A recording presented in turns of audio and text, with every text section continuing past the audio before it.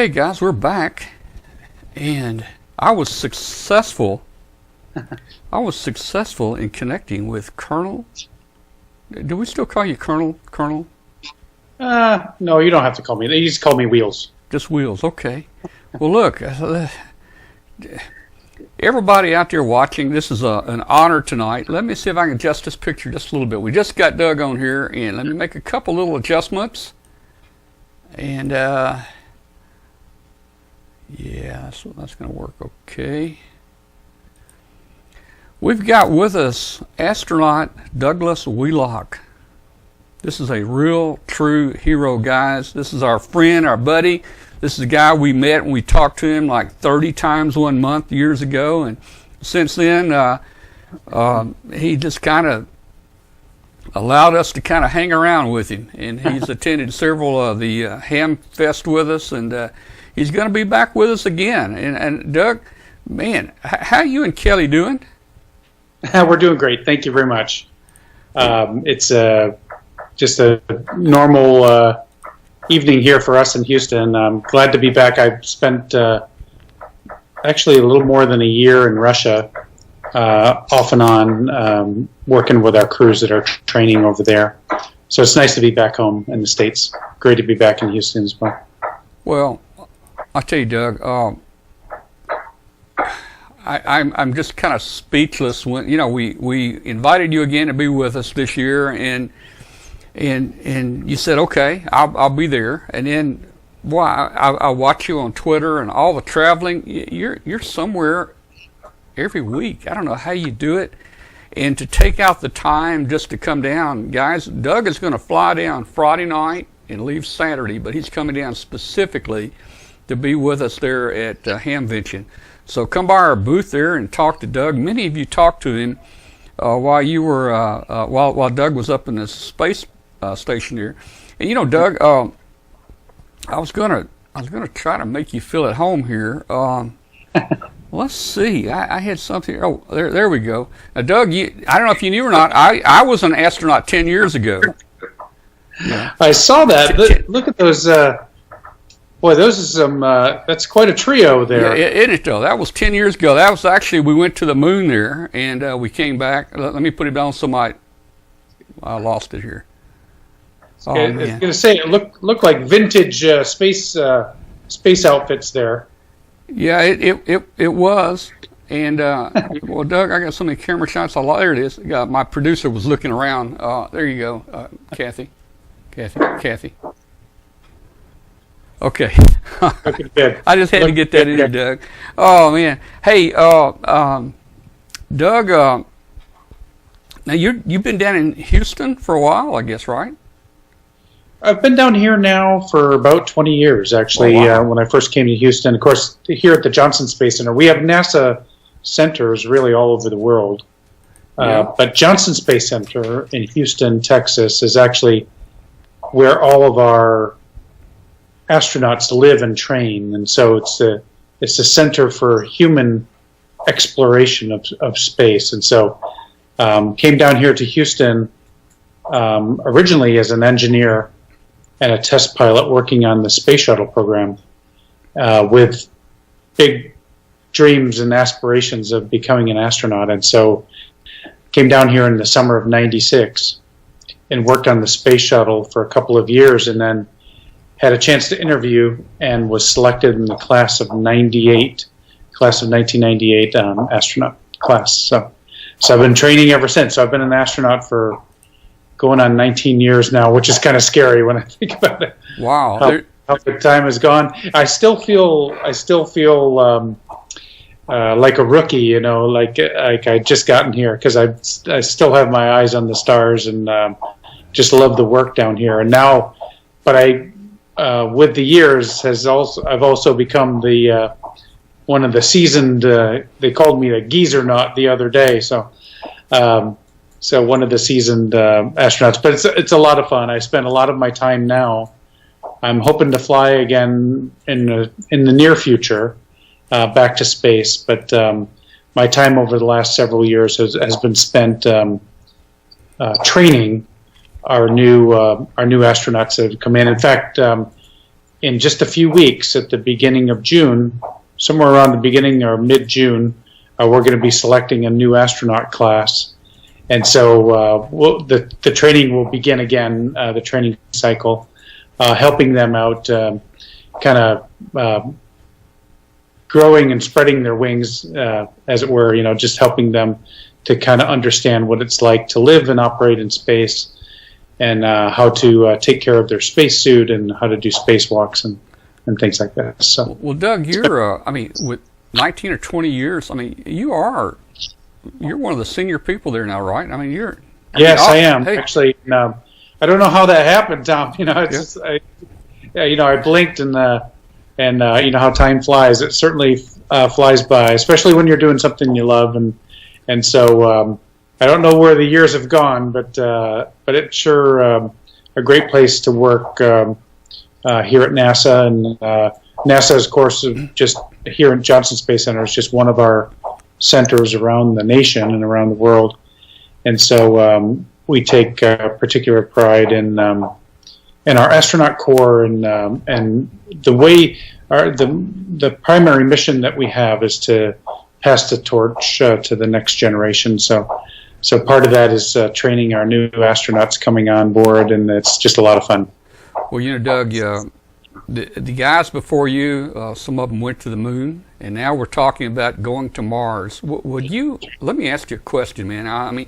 There may be other astronauts in the chat room tonight, because, we did send a tweet out, and I'm sure some saw it, so you got to be careful what you say here. Yeah. But would you go to Mars if they picked you tomorrow? Would Kelly let you go to Mars? Kelly says no. Okay, so you'd probably say no too, right? Actually, it's kind of a loaded question. I certainly would love to be able to, and return them safely to the Earth is an important part for me. Yeah. And important to NASA as well, because, not only to preserve life, but also it helps us to better define our life support systems, and also, what's the use of going somewhere if we don't have someone to share the experience, to be able to let us see how we can reach out further. And if we don't have a smooth return trip, the fact of the matter is I'll probably be too old when we go to Mars. I hope I'm still working at NASA, but we'll see.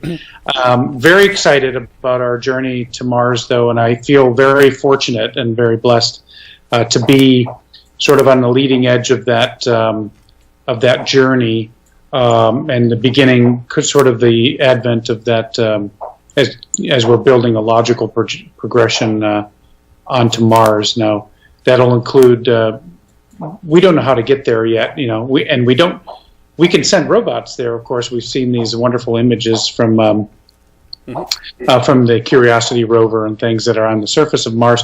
We even have a spaceship that's in Martian orbit, and so the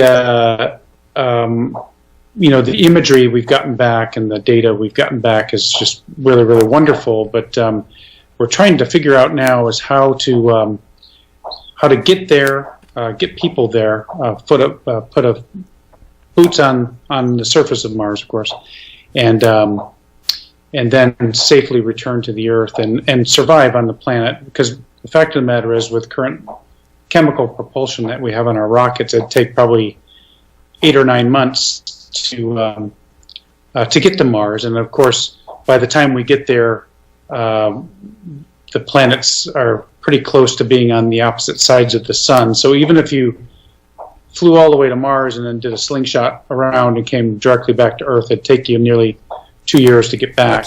That's a long way. They better have HBO in the capsule. Yeah. So, good point. Or just life support systems.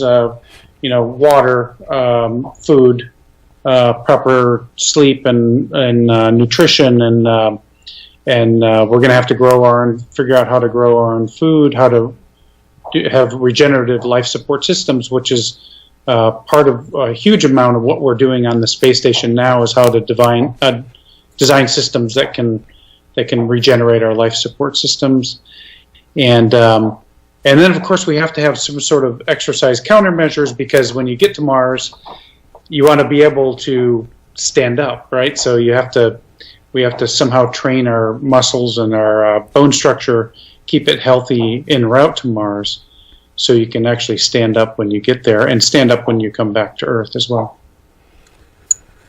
Well, if you go, take Kelly with you. That'll make the trip a little better anyway. I know she's standing over here to your right because you keep looking at her. See, I do the same thing here with Kathy. I have to watch what I say here because she kind of leads me down the road that, you know. But anyway, hey, let's talk about ham radio on the space station. And I think I had a picture here somewhere. There we go. I think, yeah, there you are. There I am. And there you can see I think you can see an atlas of the world up there as well, on the kind of tacked down to the ceiling. That's in the Russian segment of the International Space Station. It's actually the service module. And that was taken in 2010 when I was on board, and we had one ham radio back there in the service module. We have another ham radio now on board the station, so I'm very, very excited. And it's up in the U.S. segment, so it'll be a little bit further, a little bit closer to my sleep station as well. Now you're speaking of sleep stations. Is this kind of what your sleep station looks like here? That's it. Yeah, that's. It looks like a phone booth. Now, I heard you describe it one time as a phone booth, but you know, most youths nowadays, they don't know what a phone booth is, Doug. I was just with a bunch of young students the other day, and I said it's about the size of a phone booth, and they're looking at me like, "What is it even?" I don't know what that means. Yeah, I know. I mean, we are turning into old geezers, I guess. Yeah. Yeah. So it's a very, very small space that we call our own on the space station. But so the ham radio, when I first was going to space, I was going to be the commander, and so they asked me about halfway through my training, about a year before flight, they asked me if I was interested in getting checked out on the ham radio, and I said, well, I never really thought about it. I guess I'd probably like to do that. What do we use it for on board? And they said, well, we use it mostly for outreach to ham operators, obviously around the world. We also use it for educational outreach for schools and different scouting troops and things like that. And then they said, but the most important reason and the primary reason we have it on board, we use it as an emergency communication system, that if most of our satellite communication is on top of the space station, and as long as the space station's in control and we can point to those satellites, we can use that communication. But if we ever we call it loss of attitude control, or LOAC, on board the space station, we end up losing the ability to point those antenna toward the satellites. And so the ham radio actually has antenna that go out to the side, so we can actually keep if the station is tumbling, we can actually keep continuous line of sight coverage with that radio to the Earth. And we have emergency contacts around the world.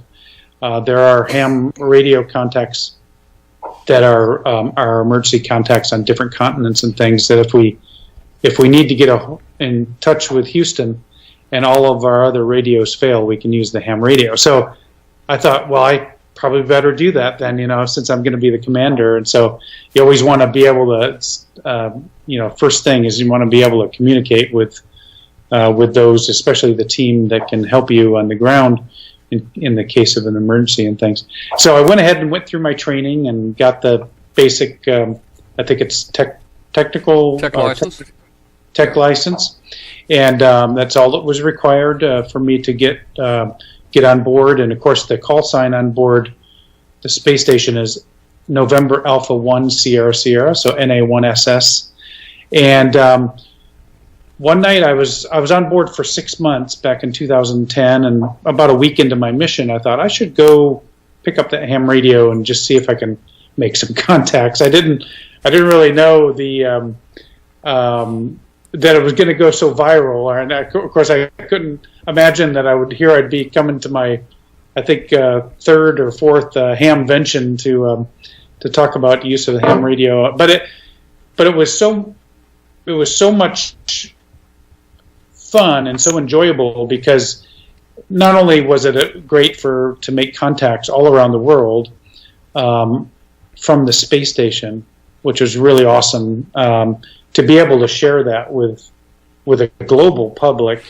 And I mean, these are people like yourself, Tom, that are, I mean, taxpayers and from every different continent, and space is for everybody, and this space station is for humankind. And so we like to share what we're doing, because all of the science we're doing on the space station, we're doing it to return it to make life better on Earth and give us a better future. And that's how all of our science is designed. And so it became pretty fun. I think I talked to you a dozen times or more. I think we talked, Doug. We talked, I think 30 times in 1 month.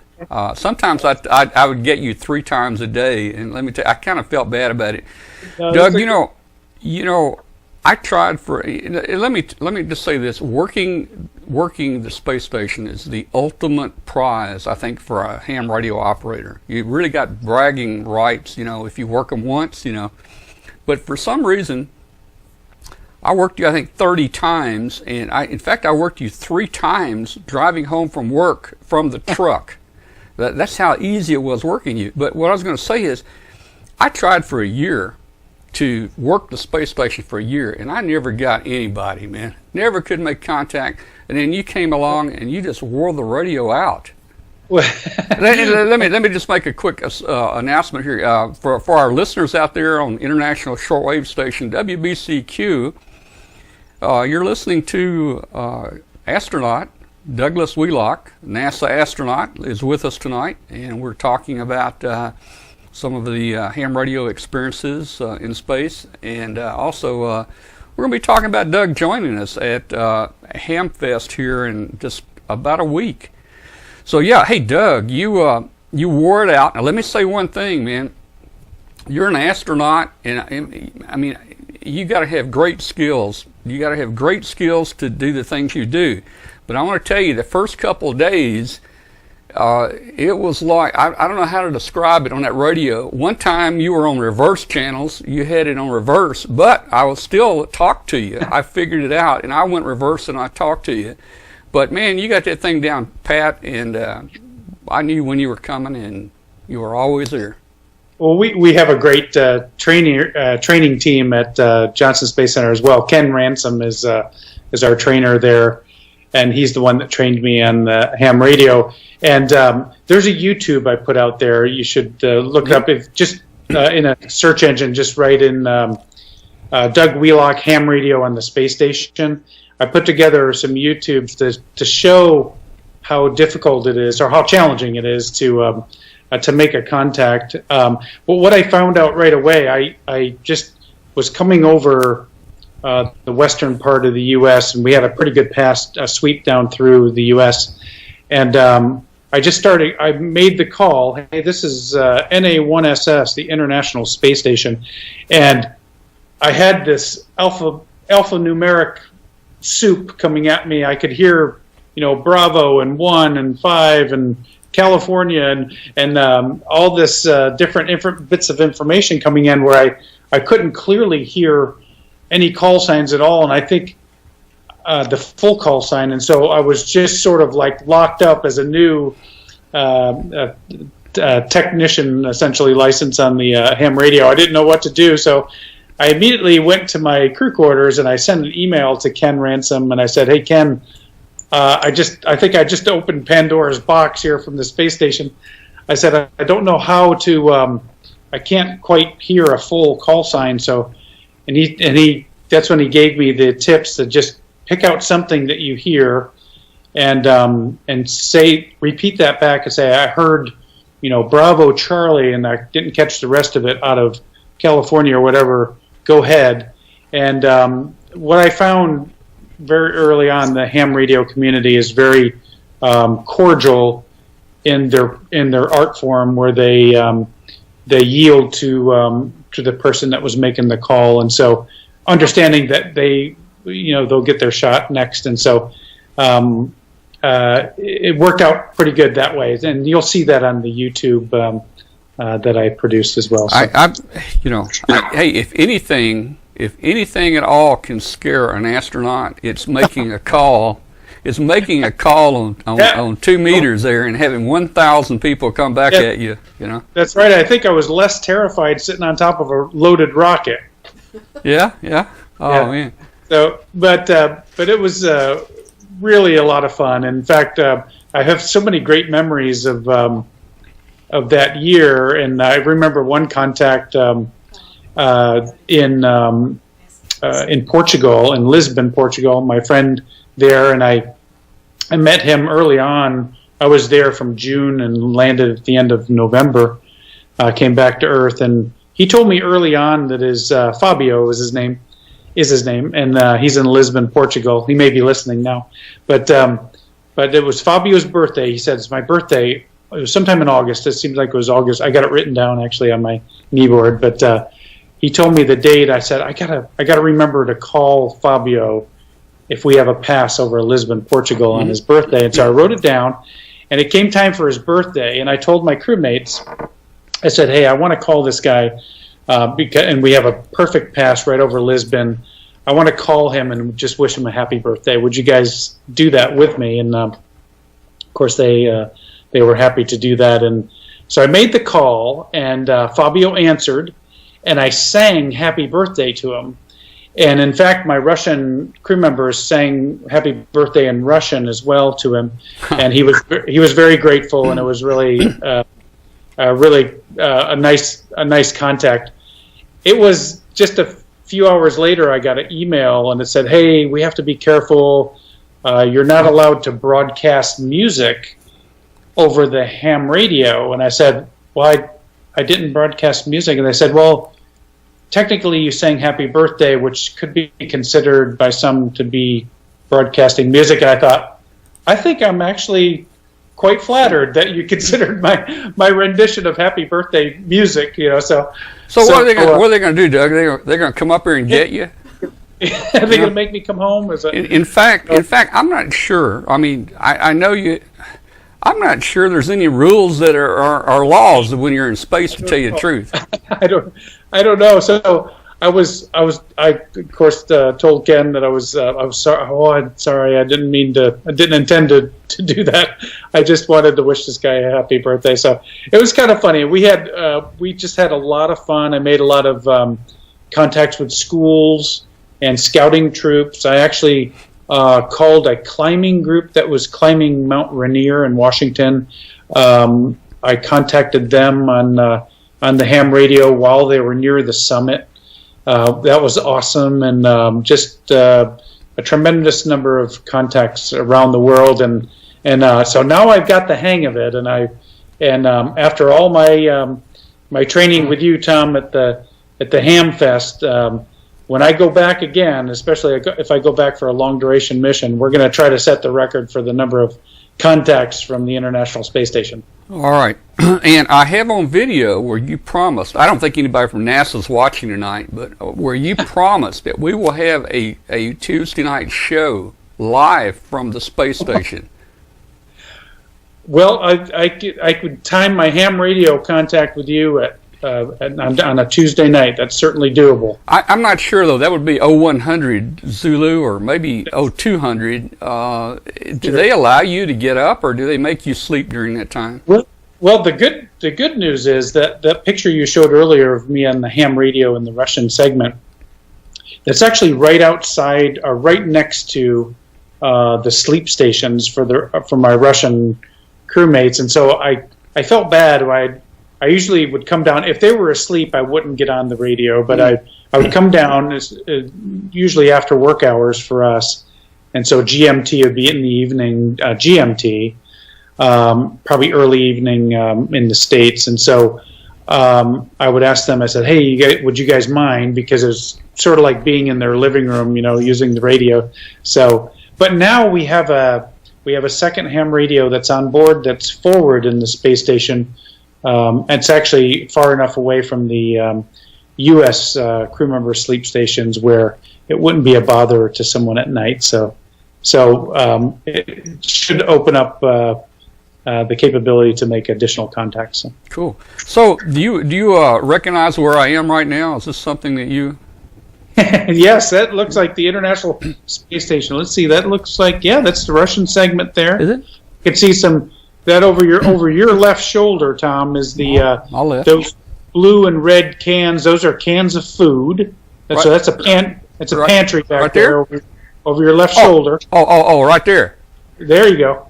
Those are cans of food, and then directly behind you, there's a table. You'll see a table sticking out. That's where we would have dinner. We usually, when I was the commander on board, we usually breakfast and lunch. There you go. You can see the table behind you there. It's got a brown bag kind of tied to the edge of it.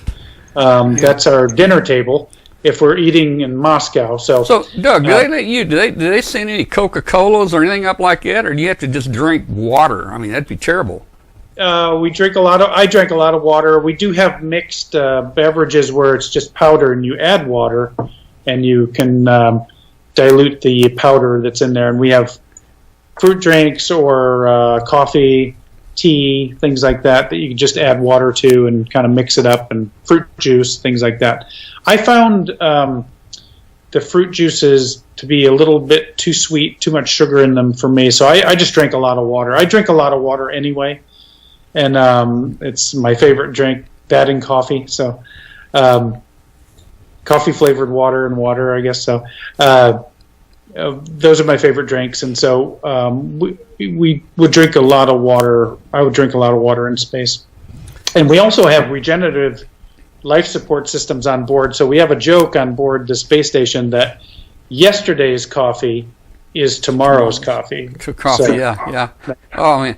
Hey, Doug, that reminds me, I was with Owen Garriott, one of the first astronauts that took ham radio to space, and I asked him a question. I was just a joke, I said, I understand you have these machines that take urine and purify the water where you can drink it. I said, how do you know when it goes bad or if it's broken? And he was really serious, man. He goes into this real long technical explanation of how many times a day they test it and everything. So the joke didn't go over with him, but I like that saying you've got. Today's coffee is tomorrow's coffee. Yeah. And one of my heroes has been John Young. He was still an active astronaut when I arrived here, and just always been a hero of mine. He walked on the moon on Apollo 16. And I remember John as we were, he was very active in this. Of course, he was the commander of the very first space shuttle, and then he was very active in how we designed the space station. And so I remember John just sort of quipping at the end of when we were talking about regenerative life support systems. He said, I think about it. I think back, 30, 40 years ago, we were, this is a number of years ago, but 30, 40 years ago, I was walking on the moon drinking Tang, and now we're just trapped in low Earth orbit drinking our own recycled urine. So and he said, it's hard to think of that as progress, but so he kind of lightened the atmosphere there as we were doing our initial testing on our regenerative life support systems. Yeah. But it's kind of funny. Doug, first of all, for you guys to settle on a rocket and to go into space, they don't pay you enough money. I mean, I know that for sure.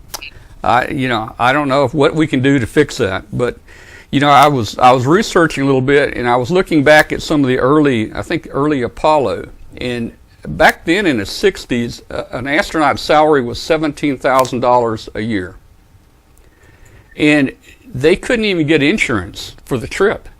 Insurance was going to cost them something like $50,000, and they just couldn't afford insurance. So they did a deal, and I'm just wondering, I hear it kind of went on for a while. I wonder if you do the same thing where they took envelopes and I think autographed them, and they had someone mail them on the day of launch, And that way, of course, if it didn't come back, they'd be worth a whole lot more, I guess. But are you familiar with that? Photographing pictures. We before launch, before my shuttle launch, I've gone twice to space. Once on the space shuttle Discovery, and then once on the Soyuz, and from Kazakhstan. And actually both times we signed a bunch of memorabilia before we left the planet. That's true. Yeah, I think it started back in the Apollo days. Did with that? I certainly didn't see any proceeds from that. We're of course not allowed to. Well, you made it back, so it's probably. I think if you make it back, it's not worth quite as much. That's true, and most of it was for our teams as well that we work with on the ground. It's just a little bit of a thank you for because it truly is a team effort here, getting a rocket off the planet and getting people safely to space and then safely back to Earth is still to this day really rocket science, and there's still a lot we don't understand. We understand more and more each day, and so it's still, we're building on old successes, and of course have learned valuable and tragic lessons as well from failures in the past as well. So, Doug, are we doing okay on time? I tricked you and told you 10 or 15 minutes, and I know we're going much longer. You guys... I'm good. I'm good. You're okay there? Well, did you ask Kelly if she's good? Have her pop her. Can she pop her head in and say she's good, or does she not want to get on camera? If she's like Kathy, she might say, "I don't want to get on." There she is. Hey, how you doing? Oh, hey, I like that. Oh man. Hey everybody, hi Tom. Okay, everybody, that was Kelly Wheelock, and that's what, Little Wheels? Is that what you named her? Yeah, Mini Wheels. Mini Wheels now. Okay, all right, cool. Hey, tell us about the Soyuz. You went up. I know you went up on both the shuttle, and of course that's gone now. And you've also made the trip on the Soyuz, going up and down. Man, was that exciting? That was very exciting. Actually, let me put a plug in for our space shuttles. We retired 3 space shuttles, and they are around the nation. Of course, Discovery, the one that I flew on, is at the Smithsonian Air and Space Museum out at Dulles Field, the big Udvar-Hazy complex out at Dulles. Atlantis is in Florida at the Kennedy Space Center Visitors Center. Tremendous display down there. And Endeavour is out in the LA Science Center in Los Angeles. And I think the final configuration of the Endeavour will be in the launch position, I believe, on an external tank and solid rocket motors and things. And then Atlantis, the display, as it's in orbit with the payload bay doors open and things. And so, if you want to see the space shuttles from the space shuttle era, LA, DC, and down at Kennedy Space Center in Florida, take the chance to do that. Take a vacation with the family or something and go visit one of those shuttles. You'll be glad that you did. It's really a great experience. Now, flying on the shuttle was quite a bit different than the Soyuz, of course. A lot more roomy, of course, on the space shuttle. And but the space shuttle is sort of asymmetric, and so the space shuttle kind of sits on the back of the external tank, and so when you roll, it feels a little bit like you're on the end of a merry-go-round rolling. But and launch into space is pretty violent in first stage. Was pretty violent in first stage on the shuttle, because you're riding up on solid boosters, solid fuel, and that burns with quite a bit more vibration and intensity as liquid fuel. Once you got off of those, after about 2 minutes or so, then the ride was pretty smooth. And then coming back in the space shuttle was pretty smooth, really. I felt a little bit of a buffet and a little bit of lateral vibration, but other than that, it was a pretty smooth ride home. Maximum about 2 Gs coming back. Now, the Soyuz is quite the opposite. On launch, you're sitting on top of a very, very small rocket in comparison, and so all of the thrust is up through the seat of your pants, and so vibration is quite a bit less. And so when you watch a shuttle launch, or I'm sorry, a Soyuz launch on the NASA channel or through the NASA website live stream, you can see the astronauts kind of waving to the camera and everything. It doesn't look like anything's going on because it's very little vibration.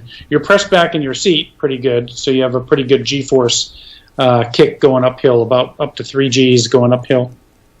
And but then coming back home in the Soyuz is I equated it, or it's kind of like riding over Niagara Falls in a barrel, and the barrel's on fire. So it's kind of a rough ride coming back. Very eye-opening and pretty violent, very hot, pretty high G-force, and so it's a crazy ride home for sure. Okay. Well, hey, Doug, I mean, I didn't want to share this with you, but I will. In place of you, I tried to get Howard Warwitz. Is that his name, Howard Warwitz? Wallowitz. Well, okay. Yeah, from the Big Bang. He's an astronaut. He invented a toilet up there. I was trying to get him, but we ended up with you. But I think you're going to work out okay. It was called Fruit Loop. Yeah, he was Fruit Loop. Yeah, he was Fruit Loop. Fruit Loop. Yeah, he wanted to be Rocket Man, I think, and he got the name Fruit Loop. Now, do other people name you? Is that how that works? Well, as a matter of fact, I had a couple of different. You can see my name. So my last name is Wheelock, and so everybody has always called me Wheels ever since really middle school. People have called me Wheels, and so that was kind of my call sign. I wish it was because I was a fast runner or had a really cool car or something, but it's because of my last name. But I got the call sign just before my flight on the space shuttle. I got the call sign, and I didn't like it. It was the call sign Cupcake. Cupcake. Oh man. Yeah, and well, the guy I was doing my spacewalks with, Scott Perezinski. I wouldn't have gone. I would not go. Well, Scott is, he's a former Olympic athlete. He was a luge on the USA luge team, and he's a medical doctor. He'd flown on the space shuttle like 5 times into space and done several spacewalks and things. And I was a rookie at the time, and he's a big, strong guy, and they kept telling me when we were practicing for our spacewalk, they said, well, Wheels, why don't you just stay to the side and watch Scott, watch how he does it and do it just like him, And it went on and on like that for about a year as we were training. And so, one day the team said, we're just going to let Scott, take those long beefcake arms and, fix this, and you watch him. And so, in fact, we're going to just call him Beefcake. We're going to give him the call sign Beefcake. And I said, and everybody was laughing and everything, and Scott was laughing, and he said, I'm okay with that. You can call me Beefcake. I said, hey, how come Scott gets all the cool call signs and I don't get a cool call sign? And my team said, okay, you can have Cupcake. So boy. Oh man, that was. But I'm glad you were able to work out of that. Yeah. That's right. I grew out of it, but. The rule of call signs, of course, much like in the military, if you don't like it, you have to act like you like it, because if people that stick you with that name think like, well, he really likes that, so we got to pick something else. So if you just are in shock that they named you this, and they see that it's gotten under your skin, it's going to stick. So you have to be careful. So, Doug, you grew up in a little bitty town, kind of like me. I think, 1,000 people or something? It was maybe even smaller than that. Very tiny town in upstate New York, the town of Windsor, and it's on the west side of the Catskills, and great little town. And but yeah, I grew up in a very small area, very ordinary kid. from a very ordinary place. When did you think about you wanted to be a pilot or? Well, it started when I was very little. I Don't tell me you jumped off a barn. No, but out in that little rural town, out in the rural area of New York, you could see the Milky Way. You know, you could see just the beautiful stars and I remember just like laying in the grass in my backyard and just like staring up at the stars, and it was just like a painting to me. You know, it was just, I couldn't believe anything. There could be anything more beautiful, and so I wondered, of course, you know, what's out there, and we'd see a shooting star, or you know, a satellite go over or something, you know, and I just would think to myself how wonderful it'd be to know what was out there and to discover what was out there. And of course, then we started having the Apollo missions when I was a little boy, and then seeing humans walk on the moon. It was something that I couldn't comprehend. I really kind of wrote it off as something that's reserved for like superheroes, you know, from you know, extraordinary people from extraordinary places, you know, not a little kid like me from this tiny little town, you know. And what I didn't realize till years later, actually, it was a lesson I learned from Neil Armstrong that he set in my mind, because I got selected as an astronaut in 1998, and one of the cool things we get to do is talk to some of the old pioneers that come back through. And Neil Armstrong was talking to our class that year in the latter part of '98, and we had lunch with him, and there was 3 or 4 of us in my class that were sitting near him, and I thought, what am I going to ask to Neil Armstrong? You know, so I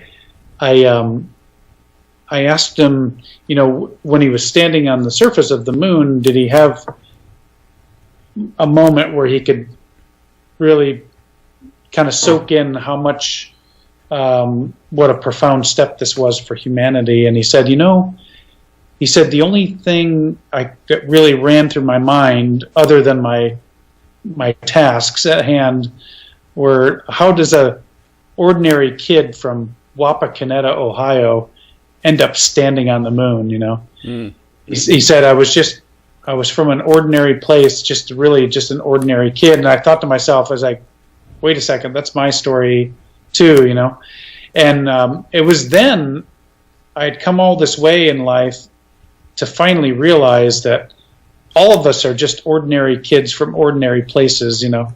There's not any one of us that's born extraordinary, you know? We prepare ourselves and prepare our journey to be ready when the extraordinary opportunity comes along, and that's the key. And the light bulb went off that day, you know.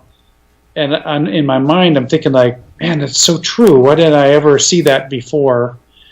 And I thought back to my childhood and how many limitations I set on myself.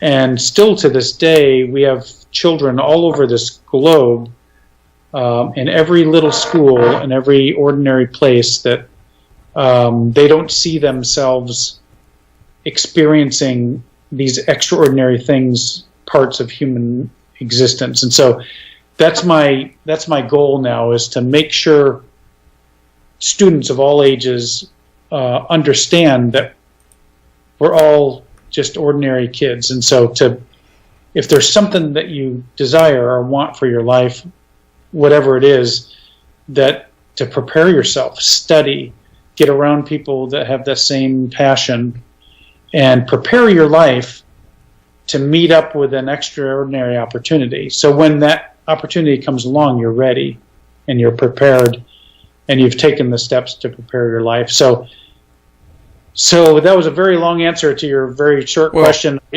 When I was a kid, I loved looking at the night sky, but I could never picture myself there.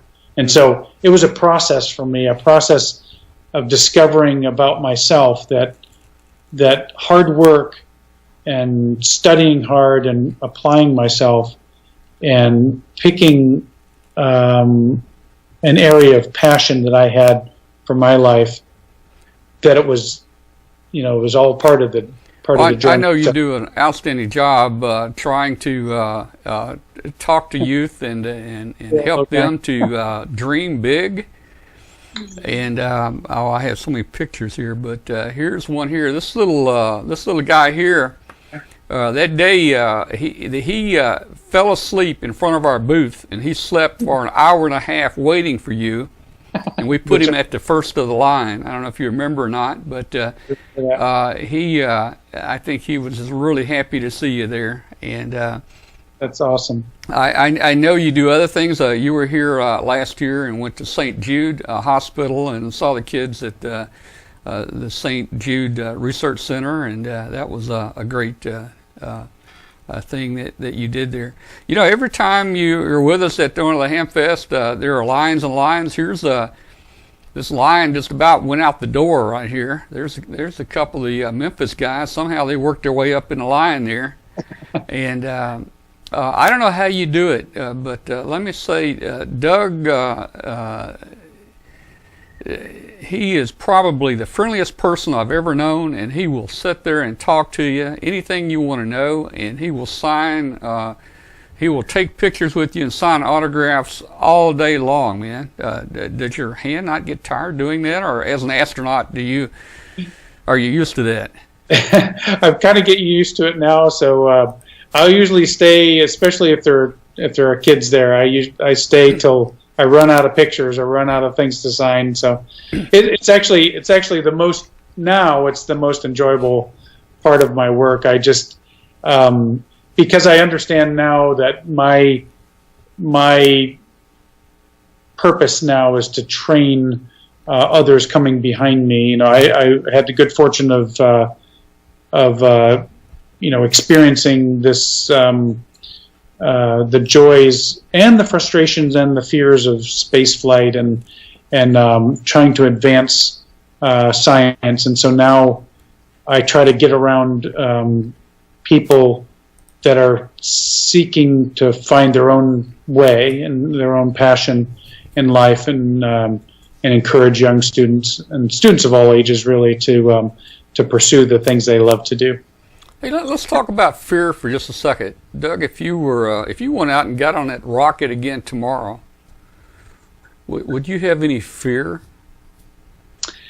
How does that work? How does that work now? Or have you completely put that out of your mind now? No, not at all. Of course, I think about it. Space is a place full of danger, and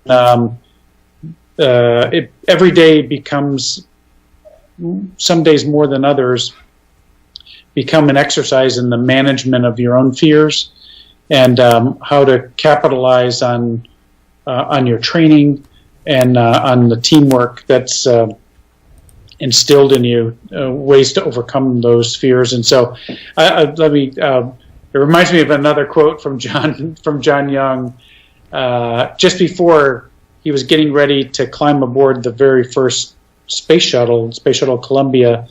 It was John Young and Bob Crippen, and they asked John Young if he was worried or fearful and worried about what was getting ready to happen. He said, well, anytime that you sit on the largest hydrogen and oxygen fueled system in the world, and they're getting ready to light the bottom of it, and you're not a little bit worried, you don't fully understand the situation. And so I agree with that assessment from John. I really love that quote.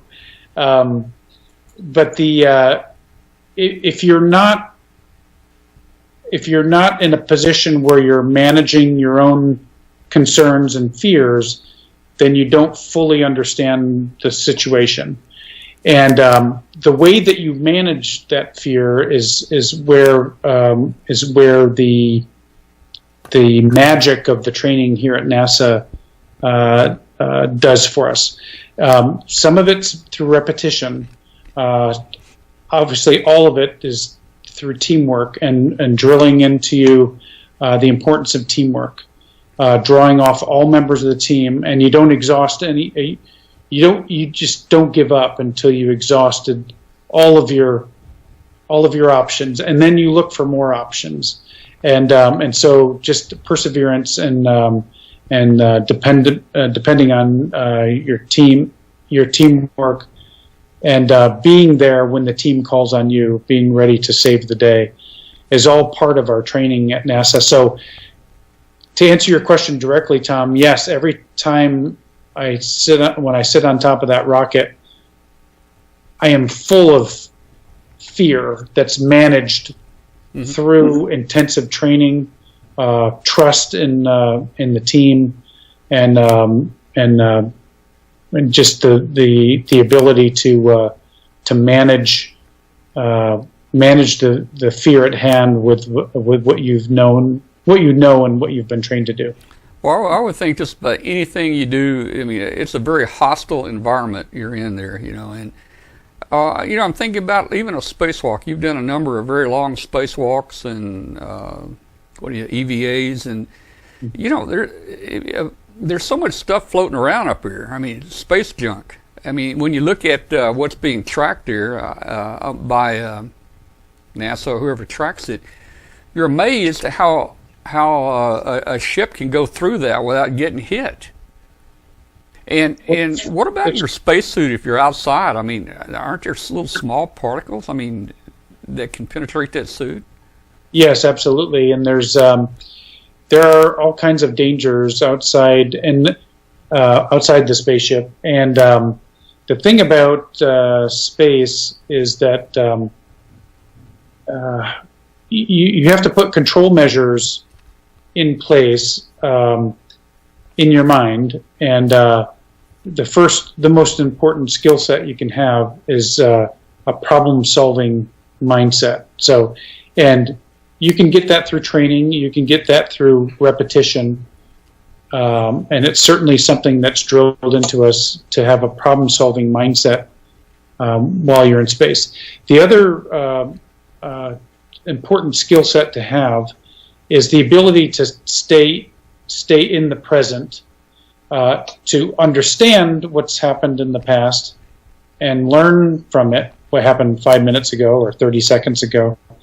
But it's so important to stay in the present in space, especially out on a spacewalk, because the consequences of complacency are immediate and they're lethal. And so, you understand that you have a healthy respect for the environment that you're in, and so you move slowly, deliberately, and methodically, and you move with a purpose. And so every move that you make is calculated, because you know that the consequences of making a mistake are immediate.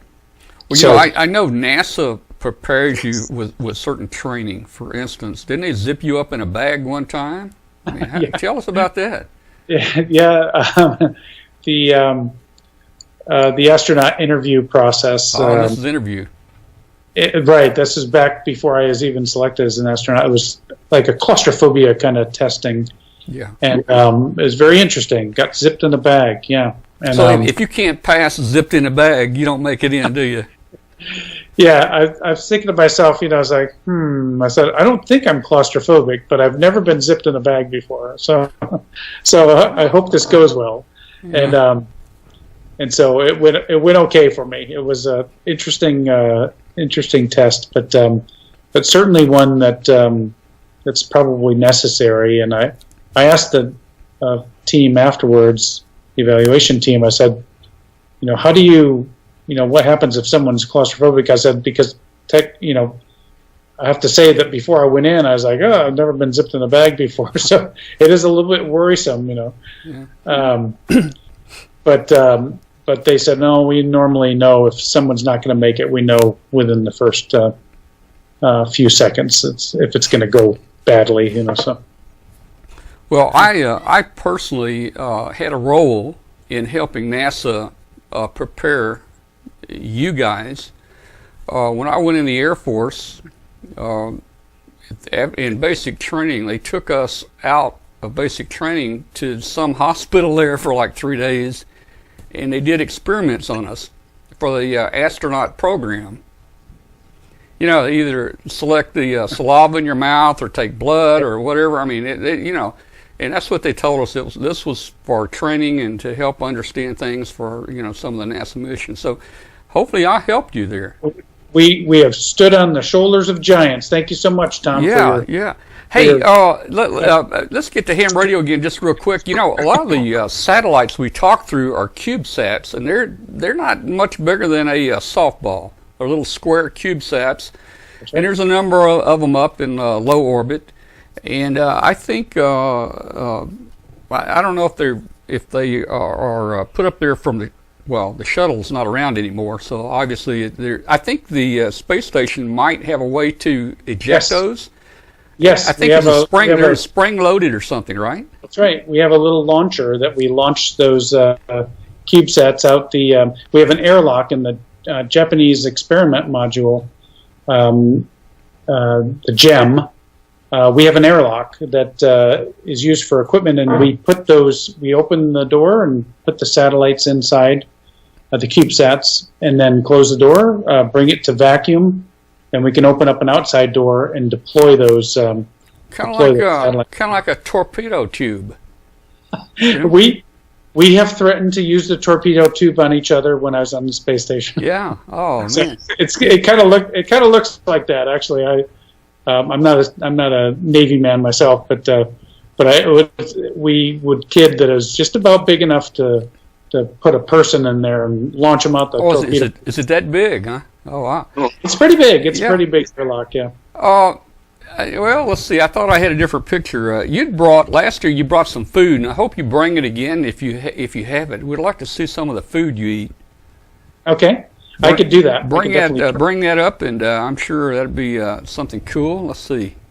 We've already seen that. There's a group shot from last year. Oh yeah, we had a great time with you last year. And there's Kelly. Oh, she popped her head in here a minute ago. Kelly's been on the show tonight. Yeah. Hopefully we're not making her. I think she just waved. I looked away, but I saw a hand in my peripheral vision there. She's listening in. She's riveted by my stories. Is she? Well, I was thinking, here she is listening to all these questions about fear and danger and the largest explosive in the world you're sitting on and all that. It's got to make her feel a little uneasy. So I guess so. Maybe she's getting used to some of the stories. She's a dreamer. Yeah.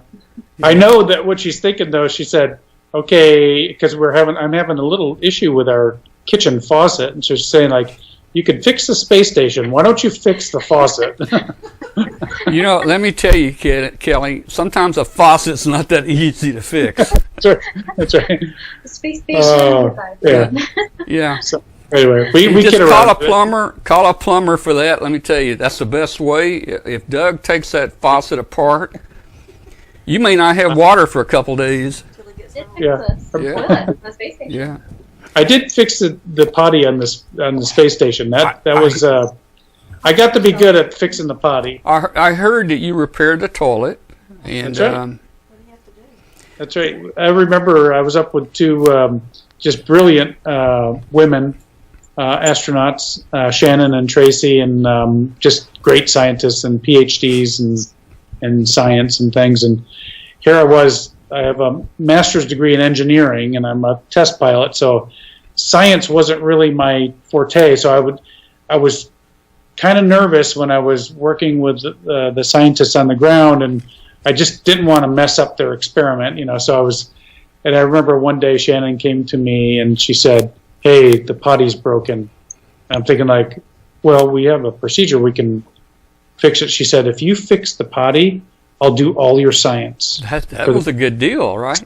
So, I think we have a deal here. So now, did you have any potty training before you went up there? Oh, that leads me into another question here in a minute. But were you trained on the potty training? the toilet itself? I mean, to repair it. We were trained on it and how to repair it if things broke, and the different components and everything that may break down. And so I thought, I can fix the potty. I definitely can fix the potty.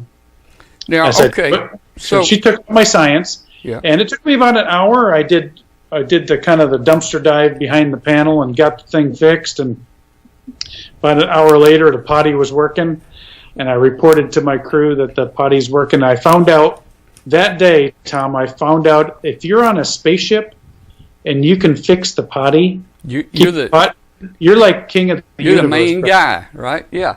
You're like king of the galaxy. Yeah. All right, so let me ask you another question. You answered this before, but we've got new viewers in here tonight watching now. Tell me if it's true. Does the training potty at NASA really have a camera down inside it aimed up? Yep. As a bullseye. Oh, man. Crosshairs and all. Do you have a screen out there with a crosshairs you're looking at? Yes. Oh, but you don't have that on the real space station, all right? No, don't have it on the real space station. It's for real, brother, when you get to space. Yeah. It's game on when you get to space. All right. So, hey, I was, again, doing some research, and I think it was, okay, now we're going to get into some funny stuff here. If you don't want to talk about this, don't talk about it, but beans. I read where it's illegal. It's against the regulations for an astronaut to eat beans before he gets into a spacesuit for a launch. Is that true? I don't think so. I don't think so. But you, because I read somewhere where it deteriorates the suit or something. I mean, this is probably an internet hoax, you know. So you might have been watching too many sci-fi movies or something. So we got you on here to set the record straight. Okay, all right. Well, I will say I don't know if that's the case. I tend to actually, before launch or even before I get into the suit and go underwater, because we're usually in that suit for about 6 hours, about 2 days out, I start kind of watching what I eat.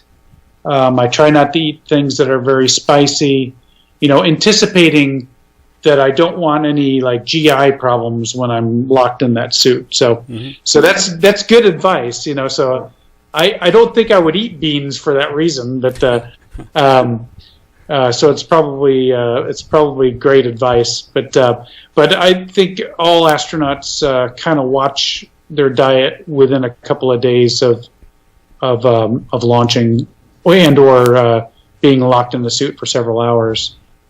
And the best kept secret, it's not going to be a secret. It's just you and I, Tom, right? Yes, it's us. Okay, just you and I. Astronauts wear diapers. I thought so.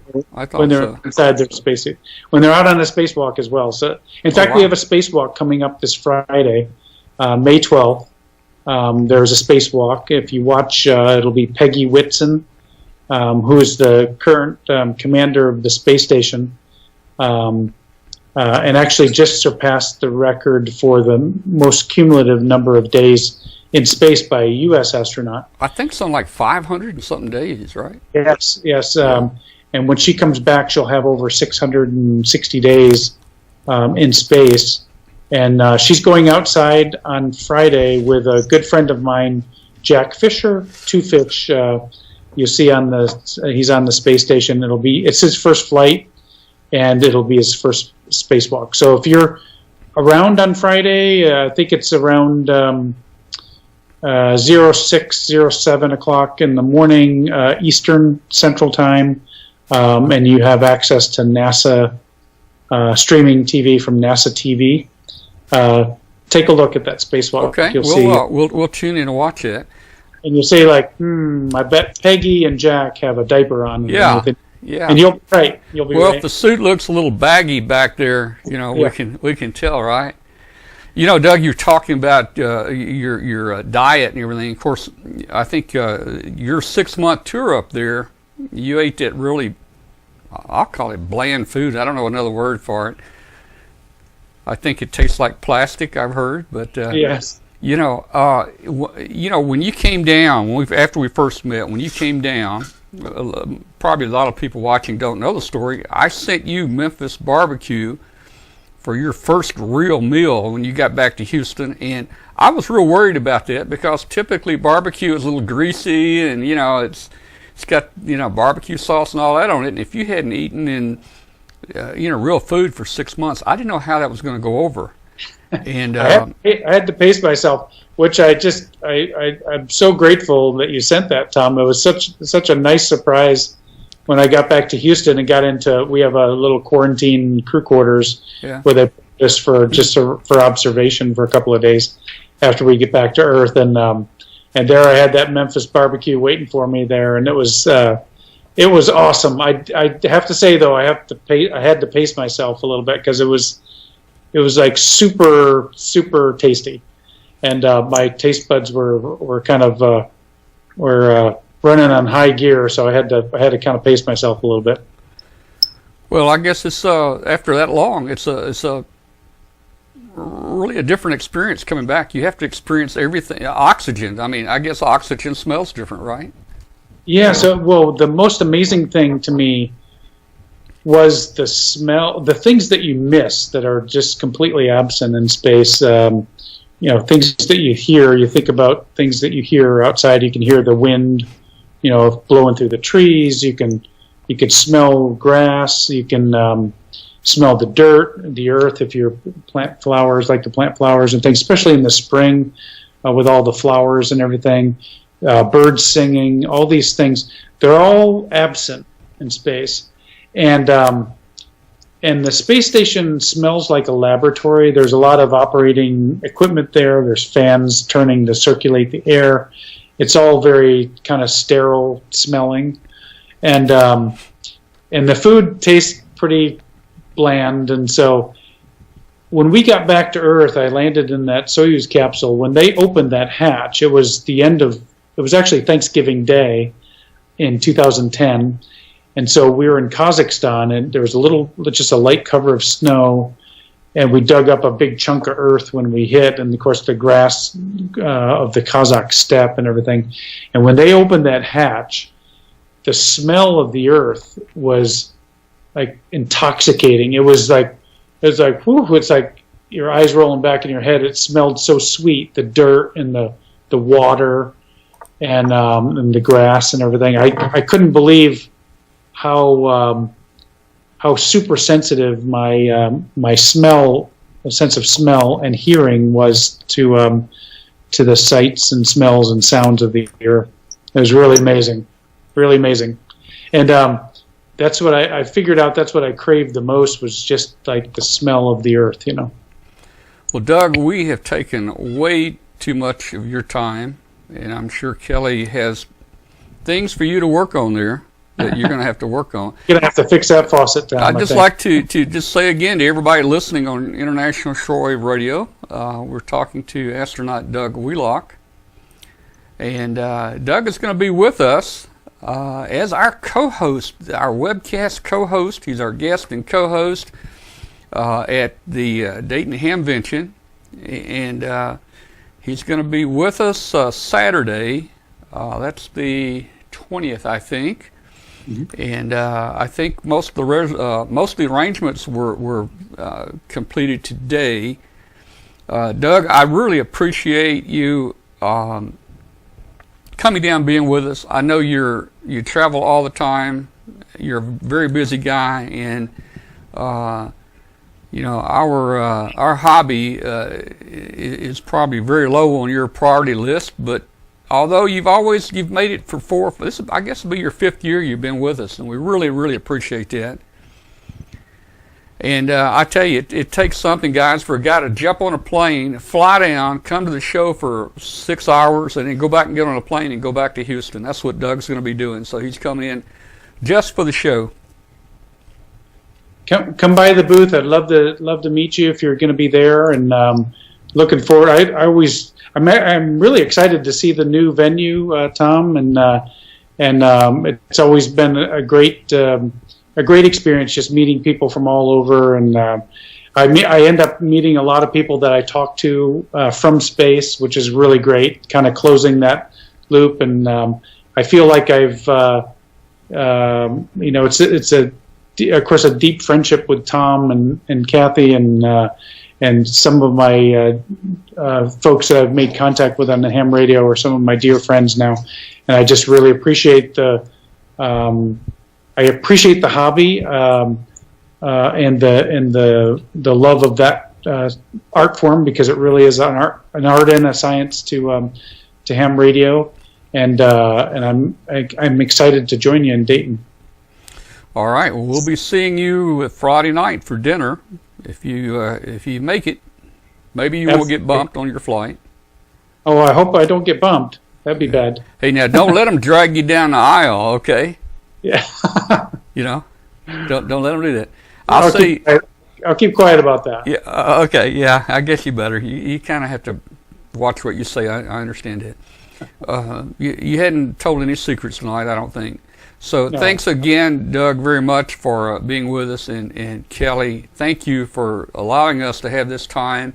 We went over about 45 minutes of what I told Doug we were going to do, but it's always fun talking to Doug, and everybody in the chat room enjoyed it, and I'm sure a lot of people are going to come by to see you Saturday at Dayton. Thank you very much, and we'll say good night to you, and good night, Kelly. And I'll wave there, and she's probably gone. There she's waving. Okay, she's waving. Okay, good night, Kelly. We'll see you later. Bye-bye.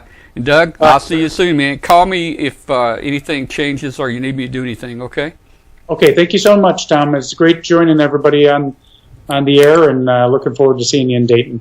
All right, thank you, and good night, everybody. Good night.